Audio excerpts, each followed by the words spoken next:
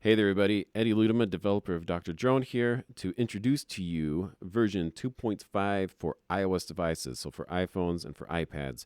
The Android version is in the works. I have students that have Android devices, and I want them to use this too. So hang tight. We'll get it done. In the meantime, check out the new features of Dr. Drone for the iOS devices. Here we go. Number one, we're used to being able to have a drone for a certain amount of seconds or a certain amount of beats.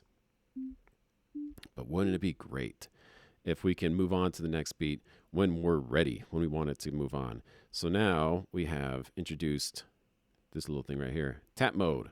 So when you tap, it does what you would expect it to do. And done. You can also move backwards. That's kind of fun. And when you have repeat mode set up, it repeats as you would expect it to. If you try to go backwards and you're in repeat mode, it just stops at the beginning of the sequence. It doesn't repeat back into the space-time continuum. It doesn't repeat backwards. So that's a cool feature, but what makes it even cooler is if you have a Bluetooth device, like a foot pedal or a keyboard with arrow keys, you can do that sort of thing. So that way you can set your device off to the side and then you can have your Bluetooth device and you don't have to be tied to your phone. So you can get into the zone a little bit better. Okay, so that is tap mode. Next up on the docket is we have new metronome clicks for you. So let's set something up here. Let's switch to our metronome. In the past, we always used just pitch-based because the idea was everything that we were listening to, we want it to be the same frequency to have this pure, undistorted sound. But a lot of people were saying they were having a hard time hearing the click sometimes, especially if they were rehearsing in a large group setting and they just wanted a nice click, non-pitch based click. So we now have electronic click high-ish, electronic click lowish, the wood block. Those are just the typical standard electronic metronome sounds that we're used to. And we have a couple of other fun sounds included. Clap your hands, snappy, cowbell, hi-hat closed, and my soon-to-be personal favorite, the electro kick drum. It's going to be great to practice with that. So let's select one real quick. How about the wood block? Switch this to beats mode. Stick it down to 1. Let's bump up that BPM. That's fun. You can hear the metronome click. Yeah. Okay. So new metronome click sounds for you. Next up, transposition. Before, when you transpose, you can only tell that you're transposing if you have perfect pitch or relative pitch or by looking at the number. But now when you switch the dial, when you tweak the dial, you can see the pitch names change along with it. And the background goes from black to blue and to brighter blue depending on how far your transposition is. Cool. So the blue is just a visual indicator that you're transposing. Okay. Next up, we have loading up a previously saved set. So if Dr. Drone closes down, like closes down, like if your phone dies or something, when you load it back up, whichever set you had saved last, that you were working with last, pulls back up automatically. It's not an autosave thing. So if you put something in and it's not saved and you don't save it, when you load it back up, that doesn't get loaded up. Whatever's loaded up is whatever was saved last, the most most recently saved state. So that way, if you have a daily routine and you always start with the same exercise, you can just pull up Dr. Drone, open it up, and that exercise is there. You don't have to go through your folders and try to hunt it down every time. It's just a nice little convenience to get started. Okay, next up, we have some new entry modes. We're used to this where we have 2 octaves, but now we have a keyboard roll where you have a full 88 key keyboard all the way from the low A all the way up to the high C. You can see the little octave indicators, C4 being middle C, and it works as you would expect it to.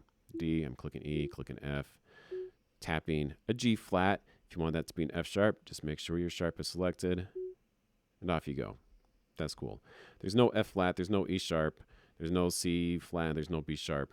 If you want that feature, let us know and I can try to work that in with the interface. And then the next mode is chord entry mode, which I'm super excited about. So chord entry mode, you can tell you're in chord entry because you have this beautiful ivory background for the keys. Almond, almond blanch or something like that. I don't remember what it's called. But that way you can tell that you're in chord mode and not just simple entry. And you can do what you would expect. You can put in chords, just multiple pitches. You can do up to 10. Some of the older devices might start to have a hard time with the 10 pitches at the same time. Might get a little bit crunchy. But see how many you can do. And it's fun. You can have triads. You can have 4. You can have 5. You can space them out. You can do whatever you want with them. Now you might be wondering what's up with the orange and what's up with the green. The orange is the root of your chord. And we need to know the root of the chord for the just intonation to work. You can now toggle between just temperament and equal temperament, depending on the set that you're using, the piece that you might be putting in. If they're hyper complex chords, equal temperament might work a little bit better. If you're jumping from a C major to an F sharp major, or something like that, then equal might work better. But for just intonation to work, we need to have a root specified. So if you wanted to, say, have F sharp major but an inversion, so I just got rid of the low F sharp, I put an F sharp in the middle. C sharp shouldn't be the root. You can set it to be the root, and if you play it back with just intonation, it'll sound interesting. It won't sound right, but it'll sound interesting. To change the root, all you need to do is long press, kapow, and you have a new root. And it's reflected up here by just bolding your root a little bit. So that's chord mode. To switch back and forth between just and equal, you can either tap up here with this little indicator, or it's in the sound settings. This is just a shortcut to the sound settings. It pops you right down. It's at the bottom of the mixer. So just and equal, it's right there.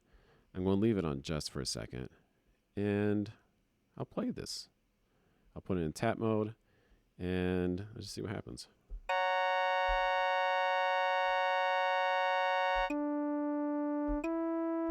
And obviously you can mix single notes and chords, a chain of chords. You can have multiple chords. One more example. This is something I put in yesterday just for the fun of it. It's not the best voice leading in the world, but it was fun to just put it in. And I'll just advance through this thing really quick.